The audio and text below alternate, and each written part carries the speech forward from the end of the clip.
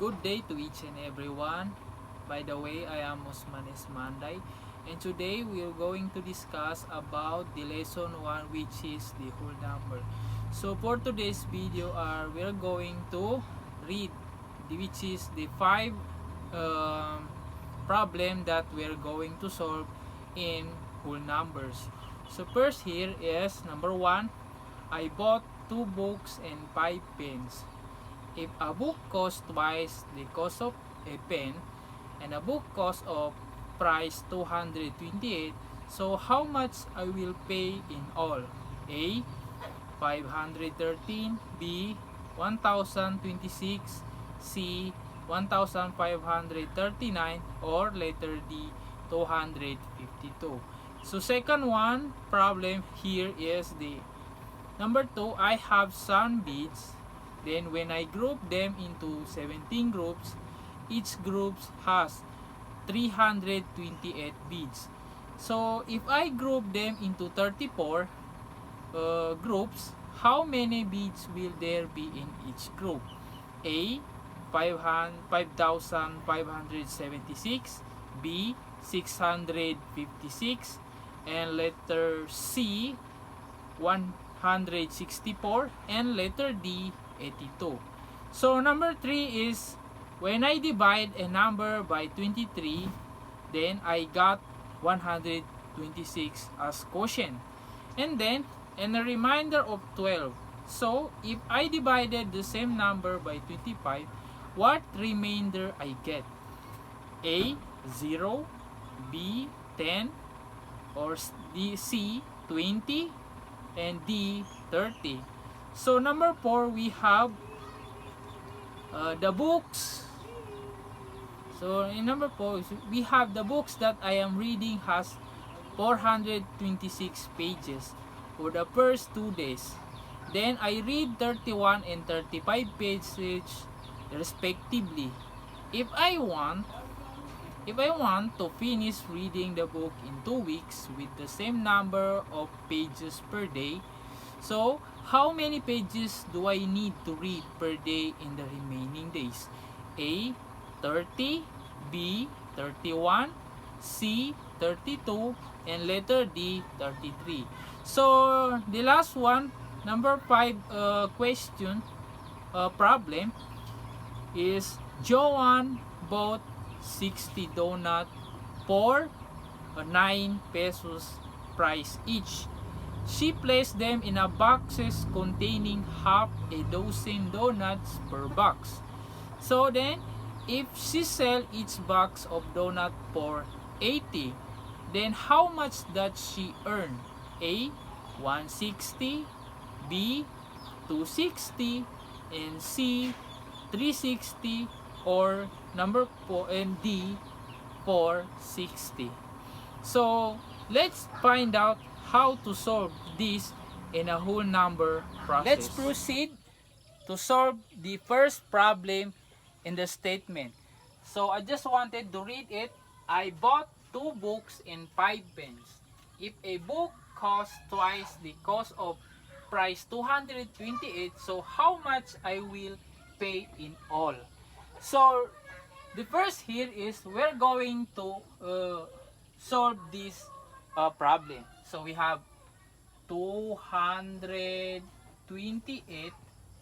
divided by 2, so is equal to. So paano natin kukunin yung sagot ng 200? Paano natin i-divide yung 228 divided by 2? So first, let's just have a problem formula, which is 2 divided by 2 to 8. So 22 divided by 2, we have 11.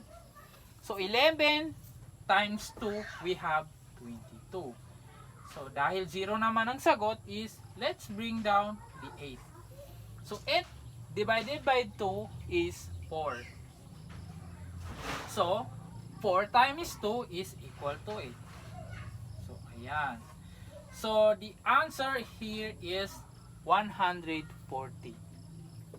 Okay, 114.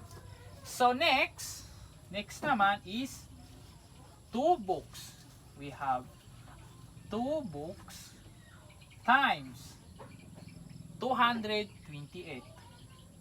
228. Okay, is equal to. So, paano naman natin kukunin yung 2 times 228? So, magkakaroon naman tayo ng solving. So, 228 times 2. Okay, 2 times 8, 16. 6, carry 1. So, 2 times 2, 4. Plus 1, 5. Okay, 2 times 2, 4. So, we have 456. So, the answer of the 2 times 228 is 456. Did we get it? So, next is the 5 pen. So, we have 5 pen times, ito naman, 140 is equal to. So, kukunin naman natin yung sagot ng 5 times 114. So, let's just write this as 5 times multiply symbols. So, 5 times 4, 20. So, 0, carry 2. So, 5 times 1, 5. Plus 2, 7. Okay. So, next is 5 times 1 is equal to 5. So, we have 570. So, the answer for this is 570. Okay, did we get it? So, the last one is we need to add these 456 and 570. So, we have 456 plus sign, then 570. So, is equal to, so 456 plus 570. So, 0 plus 6, 6. 7 plus 5, 12. So, carry 2 plus 1. So, 5 times 4, 9. Plus 1, 10. So, we have 1026. So, the final answer for this problem number 1 is 1026. And the answer is B. We get it? So, let's proceed to the problem number 2. And now, let's proceed to the second problem, which is, I have some beads, then when I group them into 17 groups, each group has 328 beads. So, if I grow them into 34 groups, then how many beads will there be in each group? So, first here is, we're going to write the 17 groups. So, we have 17 groups, then times 328 beads. 328 beads. So, the answer for this is, we are going to solve this. 17 times 328. So, just simply write 17 times 328. So, 17. So, 7 times 8. So, we have 7 times 8, which is 56.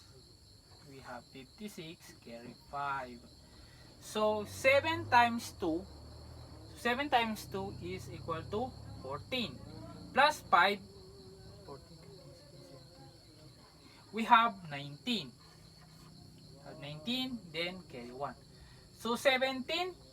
So, 17 times 3, we have 14, 15, 16, 17, 18, 19, 20, 21. Plus 1, 22.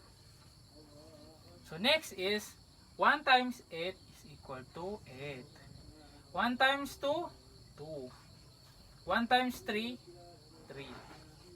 So let's going to add this. So we have 6. So 8 plus 9, we have 17. Then carry 1. So 2 plus 2, 4 plus 1, 5. So we have 5. So then 3 plus 2 is 5. So we have 5,576. So the answer of 17 times 328 is 5,576. So next things to do is all about to divide it. So we have, just copy this, 5,576 divided by 300 divided by 34 rather. So we have, so let's just divided 5,576 divided by 34. So we have 164. So next step here is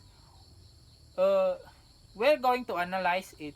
So the answer of this number 2 problem is 164.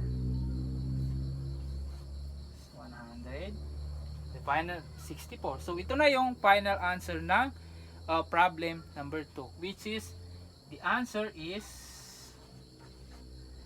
letter C. Did we get it? So proceed naman tayo sa problem number 3. Let's proceed to the problem number 3.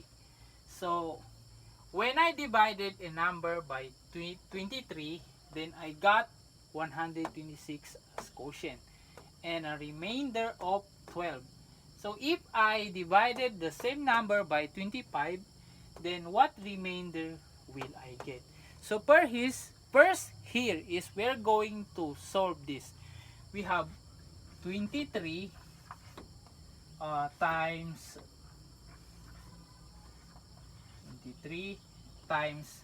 126. The answer is, so we're going to solve this.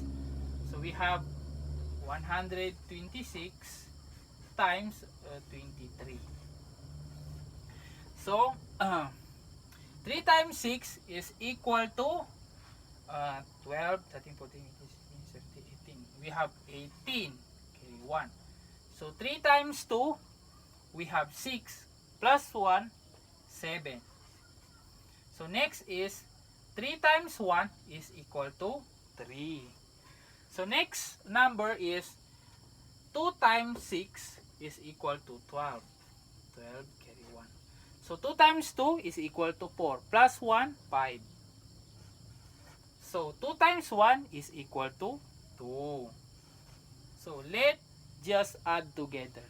So we have 8, then 2 plus 7, 9, then we have 5 plus 3 is 8 and 2. So we have 2,898. So we have 2,898. So itong 2,898 is ipa-plus naman natin itong 12. So magiging 2,900. 2,910. Then let's proceed to the 2,910. 2,910. Then i-divide naman natin siya into 25, which is ito. Saan dito? Which is yung 25. So we have 25 here. Then in this we're going to solve this. So we have 2,900 then divided by 25 is equal to 116. So next one is we're going to multiply then 116 times, so ano naman yung ita-times natin sa 116, which is we have 25. Again, meron naman tayo 25. So we have 116 times 25. So 5 times 6, 30. 0, carry 3. So 5 times 1, 5. Plus 3, 8. Then 5 times 1 is equal to 5. So proceed naman tayo sa second digit, which is 2 times 6, 12. 2 carry 1. So 2 times 1, 2. Plus 1, 3. Then 2 times 1 is equal to 2. So let's add together. So we have 0, 8 plus 2, 0, carry 1. So 5 plus 3, 8 plus 1, 9. So we have 2,000. So we have 2,900. So the answer for this is 2,900. Then we're going to subtract the 2,910 subtract by 2,900 is equal to 10. So the answer for number 3 is 10. Then answer is letter B. So the answer for problem number 3 is letter B, which is 10. So shall we proceed into problem number 4? Let's proceed into the problem number 4. So the book that I am reading has 426 pages. For the first 2 days, I read 31 and 35 pages respectively. Then if I want to finish reading the book in 2 weeks with the same number of pages per day, how many pages do I need to read per day in remaining days? So to answer for this is we're going to write this 31, then let's apply the addition, which is the 35, 31 and 35. So the answer is 3 plus 1. So we are going to 31 then plus 35. 6, 1, 2, 3, 4, 5, 6. Then we have 36, 60. So we have 66 rather. So the answer for 31 plus 35 is 66. So the next problem, the next one is we're going into write the 426. We have 426 and then subtract it into 66. So the answer for this is the 360. So sana man nakuha yung 360. So we're going to solve this. 426 minus 66. So we're going to this. So 66 minus 6 minus 6 rather is equal to 0. So 6 So 6 minus 2 is cannot be. So they were going to borrow from the 4. So yung 4 is magiging 3 and then yung 2 is magiging 12. So 12 minus 6 is 6. And then bring down the 3. So we have 360. So the answer for 426 minus 66 is equal to 60. So next, is we're going to divide it. So 360 divided by 12, so is equal to, so isosolve din naman natin. So we have 12, 360. So all we have to do is to solve this. So paano ba natin masosolve ito? So let's find out. So we have 3. 12 divided by 36 is 3. Bakit? Dahil magkakaroon tayo dito. We have 12 na tatlo, which is 2 plus 2, 4. 4 plus 2, 6. So 6, we have 1, 2, 3. So 3. So we have 36. Okay. Dahil nga 0 naman ang sagot is i-bring down naman natin yung 0. 0 divided by 12, 0. So we have 0, then 0. So ang answer dito is 30. So the final answer for this is the 30. 30, meaning ito ay letter A. Yes, how we get it? So let's proceed into last part of our problem or word problem in number 5. Let's proceed to the final problem, which is number 5. So we have Joanne bought is 60 donuts for 9 price each. Then she placed them in a boxes that containing a half dozens of the donut. Then in per box. Then if she sell each box of donut for price 80, then how much does she earn? So through solving this is we have this 60. Let's just write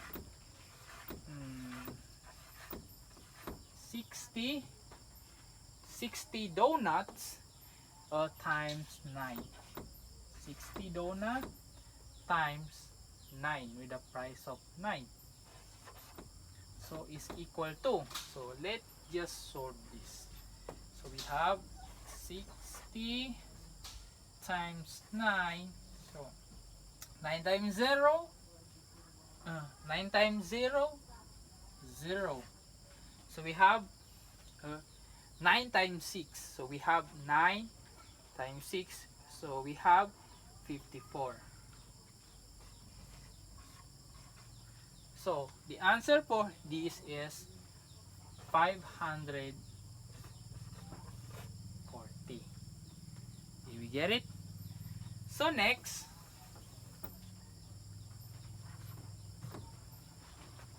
problem process is we have to divide it. We have 60 divided by 6.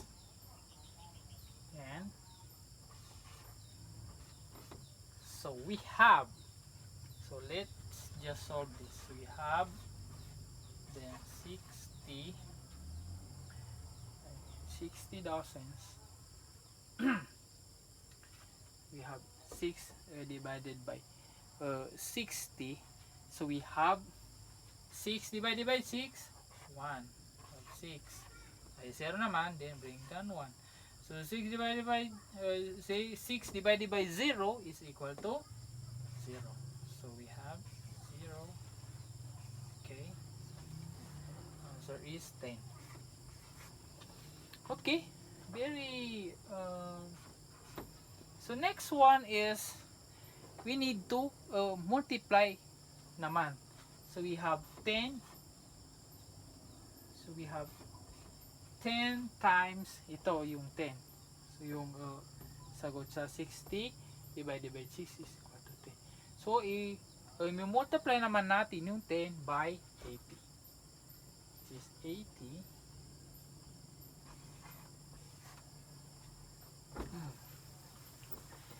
Sama na ko yung 80 dahil to yung ating 80, yung ating 9 pieces, and 60. Then, what we're going to do is to solve it. So, we have 80 times 10. So, 0, 0, 0, 8. We have 0, 0, 8. We have, we have 800. The answer for this is 8 times 80 is 800. Did we get it? So in 800 we have the 800. So we're going to subtract again. We have the 540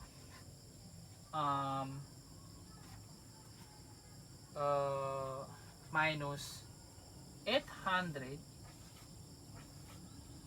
is equal to. So, magkakaroon naman tayo ng subtraction. So, let's solve it. So, we have 800 then 540.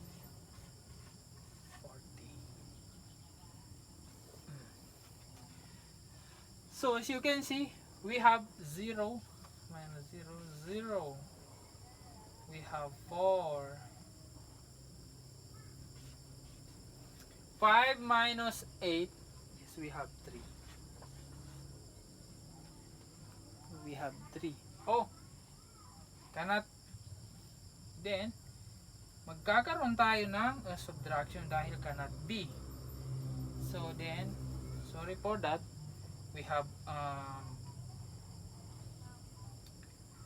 how to solve on this is the proper answer for 800 minus 540 is 260. Dahil nga ipaparo tayo dito sa 8 magiging 7.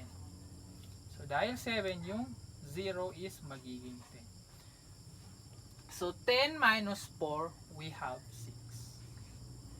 So 5 minus 7 is equal to 2. So meron tayong 540 minus 800 is equal to 260. So the final answer for this is the 260, which is ang sagot ay letter B. Did you get it? So all of these 5 problems is nabibigyan natin ng solution. Then through this learning about the whole numbers is mas napapadali natin yung ating pagsusolving through understanding this this problem or this statement when we started from one problem, second problem, third problem, fourth problem, and this last 5th problem. So thank you for watching, and I hope you enjoy this. Thank you so much.